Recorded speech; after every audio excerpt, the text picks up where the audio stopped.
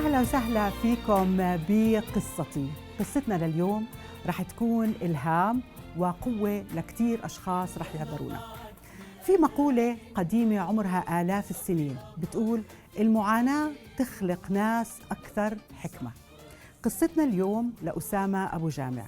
هذا الشاب اللي من عمره 14 سنة تعرض لحادث كتير كان صعب، أفقد القدرة على المشي فأصبح على كرسي متحرك. ولكن شو الرحلة اللي مرق فيها وشو تعلم منها لحتى قدر هلأ يكون إنسان متميز في عمله وبطل في البارالمبيكس في رياضة البينج بونج وأكثر من ذلك بكثير. خلينا نتعرف على أسامة أبو جامع، والدته، كل الأشخاص اللي ساعدوه يرجع يلملم حياته بقوة أكثر من جديد. هذه قصتي.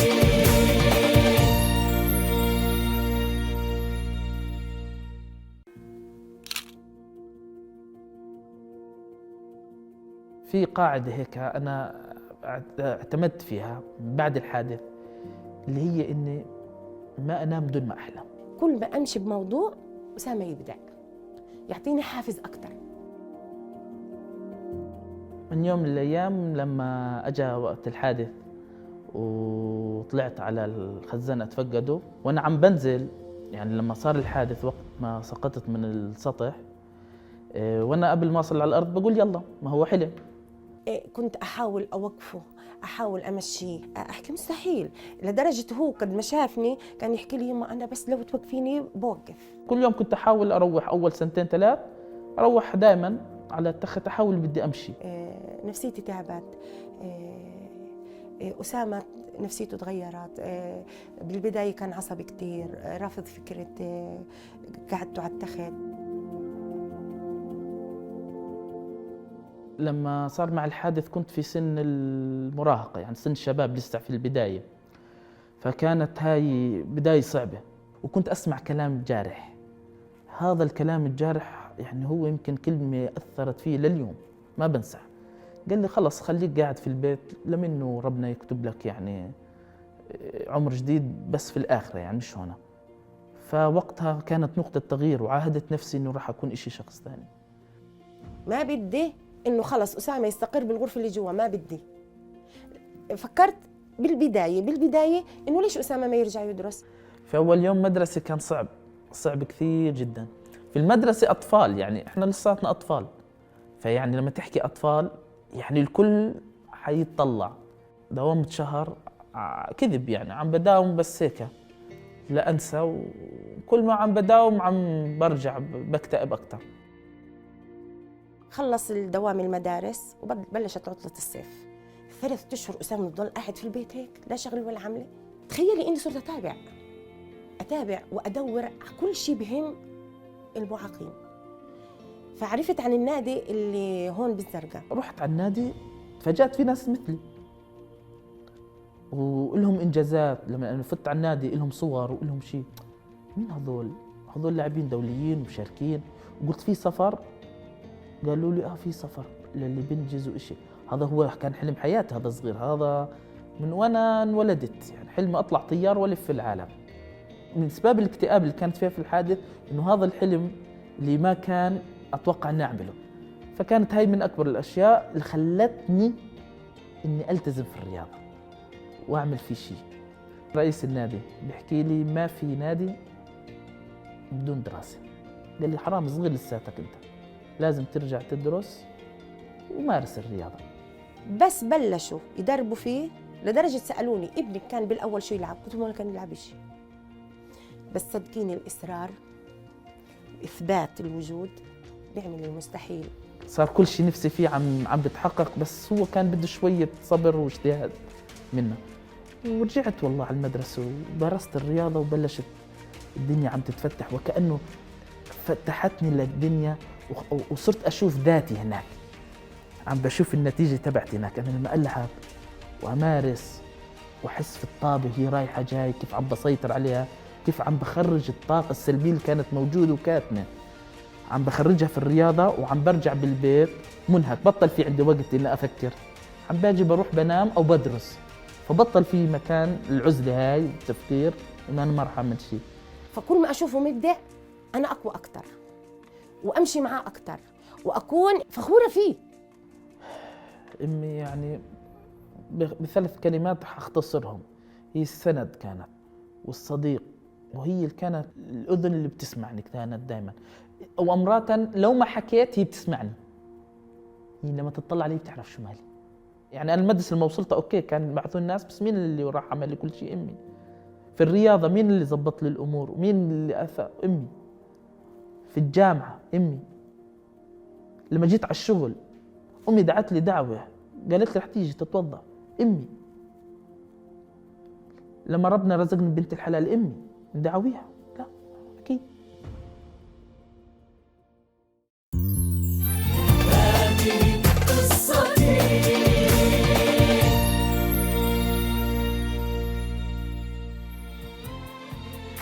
رحبوا معي ببطلنا لليوم أسامة أبو جامع. أهلا وسهلا فيك أسامة. اهلا فيك. أهلا. وبنرحب كمان بالمستشارة الإرشادية هيلينا الصايغ. أهلا وسهلا هيلينا. أهلا رندا. أهلا. أسامة، لما شفنا قصتك كتير صعبة وما كانت سهلة أكيد. بس قديش أخذك ما بين إنك أنت صار معك الحادث لقدرت ترجع تنهض بحياتك وتلمها من جديد؟ هي كانت يعني بداية صعبة. يعني أخذت مني حوالي 3 سنين، وأنا في حالة انعزال بشكل عام عن الناس، عن العالم، يعني بشخص غير مقتنع في الشيء اللي صار معه. فكانت تجربة يعني بدايتها كانت كثير صعبة، كثير صعبة من جميع النواحي. يعني إشي جديد دخل في حياتك، تغيرت حياتك بشكل جذري. ما كنت أتوقع أنه حيصير معك مثل هيك شيء، وهذا إشي من الله يعني أكيد، ونعمة هاي من نعمه علينا. الحمد لله دائما لازم نحمد على السراء قبل الشيء الخير يعني. يعني كانت بداية صعبة إن شاء الله. إن شاء الله الحمد لله إنه حاولنا يعني طلعنا منها يعني. أنت الحمد إنسان لله عظيم، واللي شفناه من عائلتك وكل الناس اللي دعموك إنسان عظيم. هيلينا، هلا علم النفس يعني عم بسعى دائما، بنلاقي في أبحاث كثيرة على الصدمة وتأثيرها على الناس. فخلينا نشوف يعني شو هي المراحل اللي عادة الناس بيعيشوها بيمروا فيها بعد أي صدمة. بشكل عام في 3 مراحل أساسية بيمروا فيها. بالبداية بيكونوا بصدمة، يعني بصدمة إنه مش قادرين يصدقوا، مش قادرين يتعاملوا مع الموقف، فبنلاقيهم يا ساكتين وما عم بيعملوا أي شيء، أو بيصيحوا بيبكوا بيصرخوا، أو ممكن بيتموا يحكوا ويعيدوا شو اللي صار معهم. هاي كمرحلة الأولى، وبعدها ما تقعد ممكن ساعات أو أيام بيبدأ يطلع بعض المشاعر اللي هم بيشعروها. المرحلة الثانية هي لما بيحاولوا يفهموا شو صار معهم، بدهم يحاولوا إنه يعرفوا إنه هل هذا له مغزى، له هدف، ليه هيك عم بيصير معي. إذا قدروا يستوعبوه ويتفهموا بمروا بعدين بمراحل الحزن. إذا ما قدروا بمروا بمرحلة كتير صعبة بنسميها الاضطراب ما بعد الصدمة أو الكرب ما بعد الصدمة، اللي هم بيصير عندهم غضب، يأس، حزن، خوف، قلق، اكتئاب، أي إشي من هدول المراحل اللي عن جد بيعانوا منها وممكن يقعدوا فيها أسابيع وأشهر، وبعض الناس حتى أكثر سنوات. بعدين ليمروا بهاي المرحلة الثانية بدخلوا بالمرحلة الثالثة اللي هي التقبل. هاي المرحلة اللي خلص بدهم يمشوا، بدهم يعملوا التحويل، بدهم يعملوا التغيير بحياتهم، بدهم يمشوا لقدام، فبتقبلوا وبيبدوا يتعافوا، وبتبدأ مرحلة جديدة كتير منيحة بحياتهم، لأنه بيكونوا طلعوا من الصعب كتير ودخلوا النور، دخلوا المرحلة اللي فيها التغيير الحقيقي الإيجابي. طيب أسامة، هلأ أنت أكيد كان في دور لناس كتير ساعدوك زي ما شفنا أكيد بالقصة لقدرت تتقبل وترجع تنهض من جديد. ولكن لما كنا عم نحكي أنا وياك أكثر من مرة وصفت لي حياتك يعني قبل ما يصير الحادث وحياتك بعد ما رجعت لملمت حياتك وصار عندك تقبل. شو بتلاقي الفرق بحياتك قبل وبعد؟ هلا قبل حياتي شخص عادي، يعني ما كان عنده أي نشاط، يعني مثل أي حدا موجود. صدقا بعد الحادث تغيرت حياتي بشكل جذري. هلا أنا حكيت إنه 3 سنين كانوا صعبين وفيهم يأس كتير مثل ما حكت ست هيليا، بس عن جد خلت لحياتي قيمة. يعني أنا صرت مميز على هذا الكرسي وكانها علامة امتياز، يعني خلتني مميز عند الناس، لأنه أنا نمت أو كشفت عن مواهب باطنة أنا ما كنت أعرفها، فهذا إشي إيجابي. رائع. بعد ما أنت قبل كنت أنت نفسك مش متقبل الإشي اللي أنت فيه. تمام. طب هيلينا، ليه بيختلف من شخص لآخر؟ يعني في ناس مثلا بياخدهم سنوات، في ناس أقل، في ناس ما بيطلعوا منها بالمرة، شو بيفرق؟ هي عدة عوامل. بالبداية نمط حياتهم بالبداية، إذا في إشي اسمه صدمات تراكمية، إذا كانت حياتهم صعبة وفيها صدمات متفرقة بنلاقيهم بتصعبوا أكتر. إشي تاني نمط الشخصية، يعني أنا كتير حبيت بأسامة كيف بحكي نمط شخصيته هو إيجابي منطقي، بده يعمل بده يطلع، فنمط الشخصية كتير مهمة. إشي ثالث البيئة الداعمة، وهذا من أهم الأشياء، وإحنا شفنا من قصته قد إيه ناس وقفوا معه. البيئة الداعمة الإيجابية اللي بيكون في بالعائلة ناس مثل أعلى له، هدول كتير بيساعدوا الواحد يطلع. إشي تاني كمان مهارات الحياة، قد إيه هم بالحياة عندهم مهارات تأقلم، مهارات المثابرة، مهارات الإبداع. حتى حكى أسامة إشي رائع إنه كيف اكتشف أشياء باطنية عنده. فهاي الأشياء المهارات الحياتية كتير بتساعد. عشان هيك كتير مهم التربية، لأنه لما نربي أولادنا يكتشفوا حياتهم إذا واجهوا لا سمح الله أي ظرف بيطلعوا منه. والإشي الخامس المهم كتير طلب المساعدة، اللي بمروا بالصعوبات وعندهم الجرأة وعندهم الشجاعة وعندهم الفهم إنه يطلبوا المساعدة، بيطلعوا كتير أسرع من غيرهم. هو واضح كان عنده مساعد النادي اللي راح عليه، وهو دائما بيشيد بمركز فرح للتأهيل، قد كان فيه المساعدة المعنوية. مركز الفرح من ناحية نعم. يعني العلاج الطبيعي والتأهيل النفسي. بعدين الاندماج الاجتماعي لما دخلت في الرياضة، هذا هو أصلا يمكن كانت البوابة للشيء اللي أنا كان موجود صدقا. صح. يعني هي بتنمي الروح. رائع. إذا بنشكر وجودكم معنا المستشارة الإرشادية هيلين الصايغ، الرائع البطل أسامة أبو جامع، بنحييكم. الله يسعدك. خليكم معنا اليوم. نصائح اليوم رح تكون كيف الأشخاص كيف يتعاملوا مع الصدمة لحتى يقدروا يطلعوا منها. وهلأ رح نشوف بروجريس سوفت كيف هيأت مكان ومكاتب هذه الشركة لحتى تستقبل وتشغل الأشخاص ذوي الإعاقة. بعد الفاصل. هذه قصتي.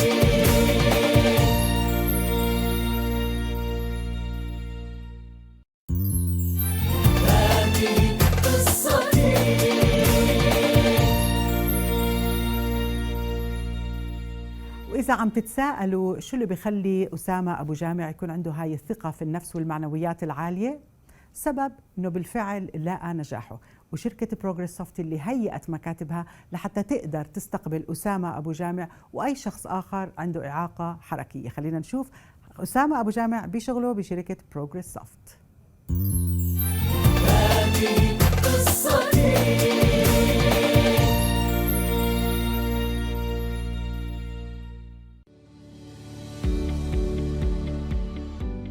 بروجريس سوفت بيعاملوك كعائلة، أنا بعتبره بيتي الثاني عن جد. الناس هاي احتضنتني بطريقة عن جد يعني ما راح ألاقيها في أي مكان.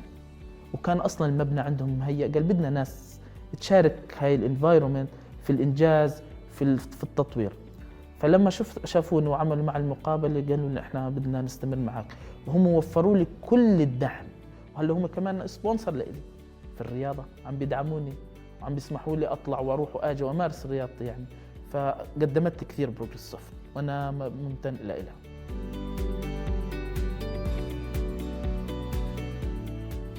البينج بونج يعني بقدرش يعني بحكي لك إن أتركها، يعني هي يكفي إنها خلتني ألف العالم، خلتني أزور يعني تقريبا نحكي فوق 35 دولة، خلتني ألف العالم كله على الويلشير، ألبس وأغير وأجهز حالي وأصحى بكير وأطلع البطولة. بطل في حدا معي في البيت يساعدني. هذا كمان له كان دور نفسي كبير فيا، إنه أنت قادر، أنت هون ما بدك تقدر تعيش، يعني إذا البيئة مهيئة بتقدر إنك تعمله بكل سهولة. أحلى شيء صار عندي في الرياضة لما شاركت في بطولة آسيا، وهي البطولة صعبة، أنت بتلعب مع ناس أصحاب اللعبة تبعون شرق آسيا. فتفاجئ إنه وصلت للنصف النهائي، تأخر في الشوط الثالث الحاسم كمان، صرت 5-1، بعدين رجعت 2-1 2-2، بعدين صارت 10-8 إلي في الفاصل. يعني أنا هاي بعتبرها من أجمل لحظات التنس طاولي. هذه قصتي.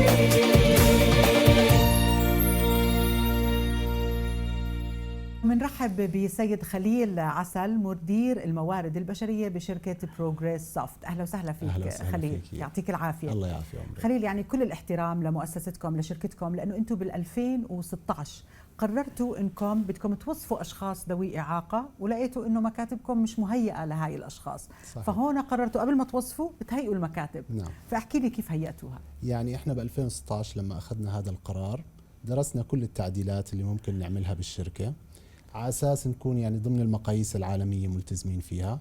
فبلشنا بالمكاتب تبعتنا، كان الارتفاعات تبعتها عدلنا عليها بحيث تناسب اي حدا من ذوي الإعاقة.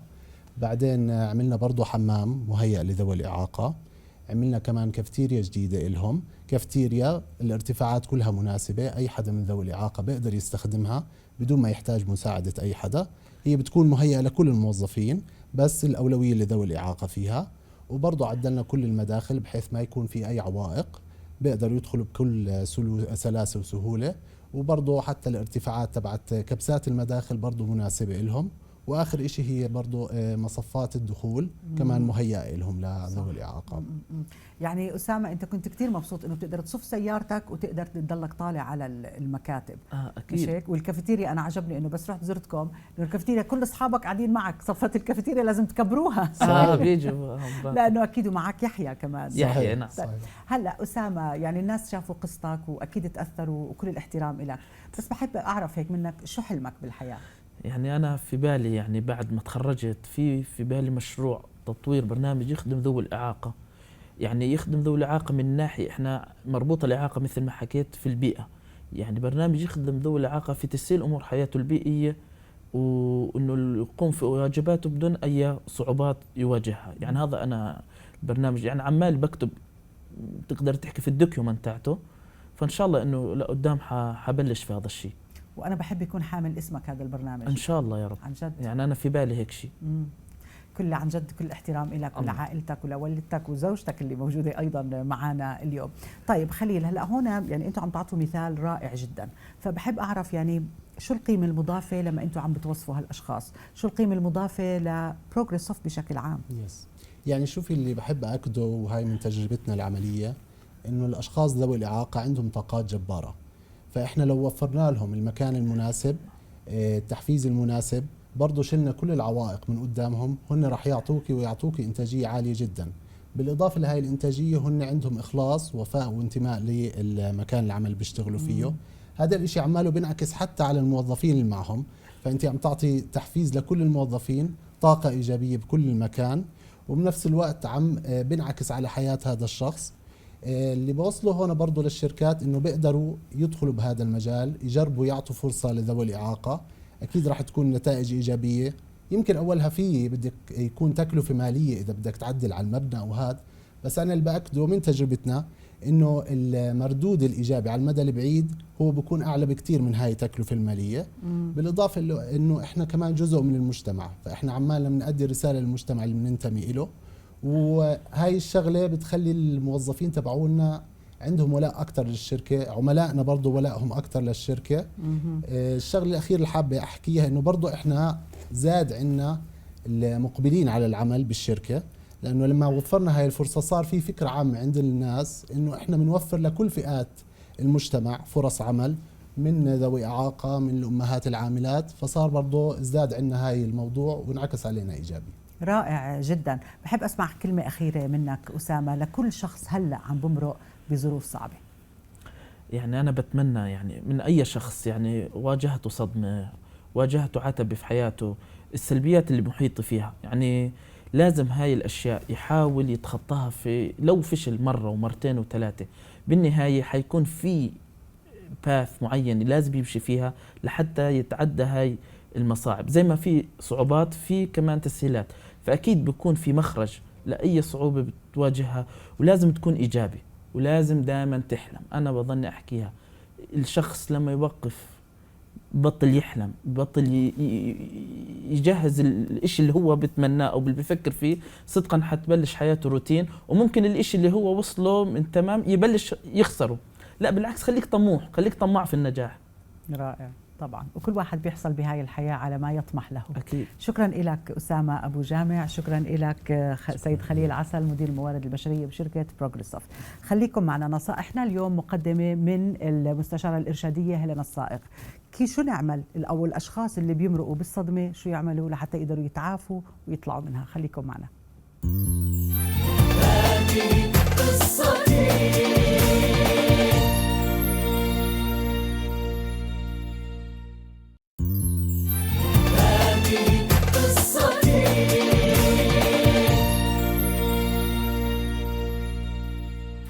المستشارة الإرشادية هيلين الصايغ بتقدم لكم 10 نصائح للتعافي من الصدمات.